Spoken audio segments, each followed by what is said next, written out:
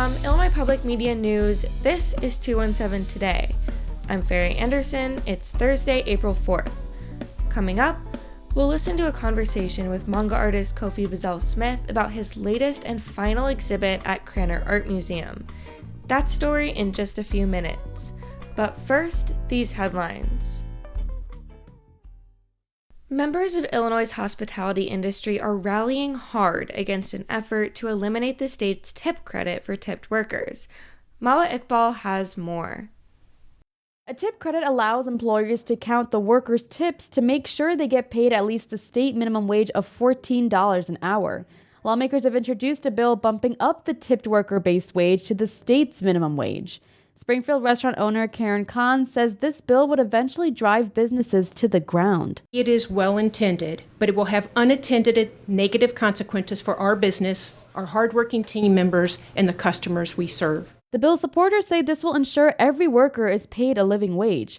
By law, employers must make up the difference if a tipped worker doesn't reach that $14 benchmark after counting their tips. I'm Mawa Iqbal. The Democratic National Convention will be in Chicago later this summer. Planners say they want the 4-day event to be considerate of the environment. Juan Pablo Ramirez Franco has more. The DNC has hired 2 Chicago-based sustainability advisors, Brightbeat and Purpose. Work has yet to begin, but the plan is to rethink how food is discarded and event material can be reused in the future with 50,000 visitors coming to town. Matt Hill is a spokesman with the DNC. We're really excited to bring on local climate sustainability experts to figure out the best practices and tools that we can use to make sure that we deliver one of the most sustainable conventions in American history. Both of the businesses the DNC hired are owned by women. Juan Pablo Ramirez Franco, WBEZ News. The not-for-profit parent of WBEZ and the Chicago Sun-Times announced layoffs yesterday at both news organizations. Dave McKinney has more. Chicago Public Media is citing financial pressures as the basis for 14 job cuts that hit mostly at the city's NPR affiliate. CEO Matt Moog said WBEZ's podcast unit would be eliminated with production ceasing for 3 titles, including Nerdette, hosted by Greta Johnson. Also, sister station Vocalo will leave the air by May 1st. The cuts come after the $61 million merger between WBEZ and the Sun-Times and as a $6 million studio renovation comes online. In recent tax filings, Chicago Public Media reported a nearly $9 million profit. Moog, however, said WBEZ is operating at a deficit. This is Dave McKinney.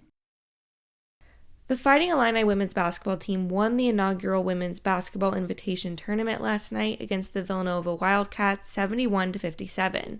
Illinois senior guard Makira Cook led the team with 27 points and 5 assists and won the 2024 WBIT Most Outstanding Player Award. Illinois finishes the season on a 5-game win streak and an overall record of 19-15. Along with Makira Cook, Genesis Bryant and Kendall Bostic were named to the WBIT All-Tournament team. Still to come, we'll listen to a conversation with manga artist Kofi Bazzell Smith about his latest and final exhibit at Krannert Art Museum. That story is coming up next on 217 Today. Next time on the 21st show, a candid conversation with Urbana Police Chief Larry Boone about navigating race from behind the badge. I knew when I was diversifying the rank and file, I knew that would be problematic. I did it because it was the right thing to do. I'm Christine Herman. That's next time on the 21st show. Join us.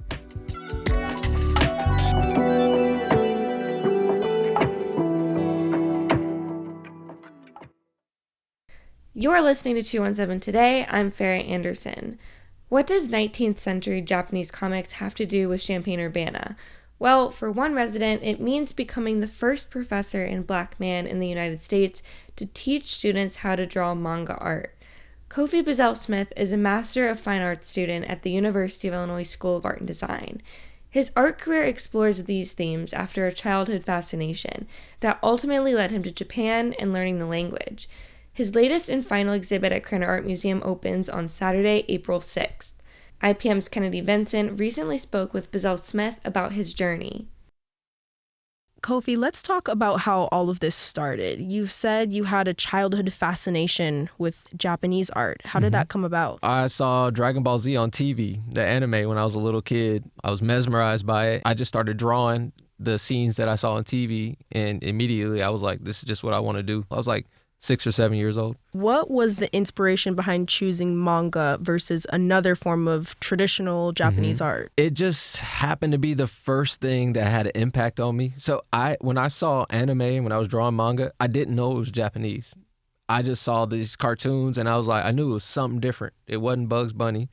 There was something special about it. So all I was doing was copying that. My parents started buying me manga. That was like my first introduction, my first interaction with art. Manga is an art form that has so much history. It's a style that dates back to the 19th century in Japan. How did manga first start? So you could say it's really sort of started to take off in the early 1900s. This is debated for some reason among Western scholars, but people in Japan are pretty clear. There's a long scroll called Choju Jinbutsu Giga, which roughly translates into picture of frolicking anthropomorphic animals. There's no words. It's just a bunch of rabbits and toads and monkeys just doing stuff.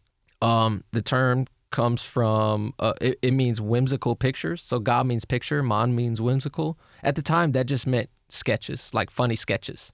When did you first travel to Japan? The first time I traveled to Japan was when I was 27. So I was a dropout, dropped out of college like 3 times. Had a 1.7 GPA. I was working another dead-end job. I used to work at like factories, all kind of stuff. I was working at a temp job, and I was kind of like, all right, I got to do something. So I hired a private language tutor, started saving money for the first time, saved up $5,000, and quit my job and flew to Japan for a month to go study manga, and I joined a boxing gym while I was there. And that was sort of life-changing, and that motivated me to go back to school when I got back home. Now that you're going for your MFA, Master of Fine Arts, this is the end of your education process. Yeah. How do you feel? Man, it's been a long process. Many years in and out of school. It's a bit surreal, but I am ready to be done. It's been great, especially these past few years. But yeah, I'm ready to move on. After you graduate, you are embarking upon the next phase of your manga art career and journey. You are going to be the first professor in the country to teach people how to draw manga. I'm not the first person who teaches about manga, but I'll be the first professor that teaches students how to draw it, how to make it. You have done so much. What is next for you? And also, I'm sure listeners are wondering, why are you still here in Illinois and why are you not in Japan yet? The reason why I'm still in Illinois is because I'm still in school. So I graduated in May.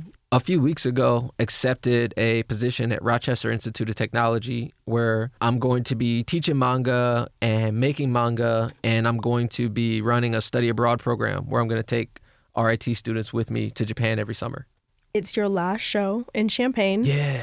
What can guests look forward to when they visit your exhibit, and how does it feel to have your last show be here? It feels great. So I grew up in Champaign-Urbana, and I remember being a kid, my parents dragging me out to the art museum, and I hated it because I didn't get it. And now I have a show in the museum, and I finally appreciate it. In the place I used to get dragged to going, and I didn't understand the art. But I also like it because I'm putting comics in there. And I'm putting manga in there, a form that usually doesn't belong in fine arts spaces, in academic spaces. So it feels really good to be able to be myself in the museum finally. What people can expect, you've never seen a comics or manga exhibition like this. It's going to be dope. Kofi, thank you so much for joining me, and congratulations on all of your work. Thank you. Thank you so much for having me. That was IPM's Kennedy Vincent talking with Kofi Bazzell Smith, MFA student at the University of Illinois School of Art and Design. His exhibit is running from April 4th through the 20th at Krannert Art Center. For more information, go to will.illinois.edu. And finally, in your forecast, meteorologist Andrew Pritchard says today it'll be cloudy and blustery with a chance of rain or snow showers and a high of 45 degrees. That's it for today. 217 Today is produced by Stephanie Mosqueda. Reporting today contributed by Mawa Iqbal, Juan Pablo Ramirez Franco, Dave McKinney, Colin Hyslop, and Kennedy Vincent. Music by the Kilbourne Alley Blues Band. Reginald Hardwick is our news director. I'm Farrah Anderson. 217 Today is a production of Illinois Public Media. Thanks for listening, stay safe, and we'll talk to you again tomorrow.